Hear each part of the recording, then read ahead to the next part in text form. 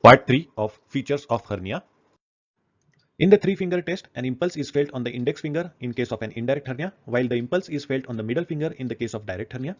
In the ring invagination test, the impulse is felt on tip of the finger in the indirect hernia, while impulse is felt on pulp of the finger in a direct hernia. In deep ring occlusion test, the impulse is not seen in indirect hernia, while an impulse is seen in the direct hernia. And descent into the scrotum is present in indirect hernia, while it is absent in direct hernia.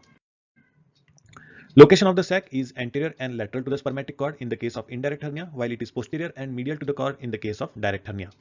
Neck of the sac lies lateral to the inferior epigastric vessels in indirect hernia and medial to the inferior epigastric vessels in the case of direct hernia. The neck of the sac is very narrow in indirect hernia and it is wide in direct hernias.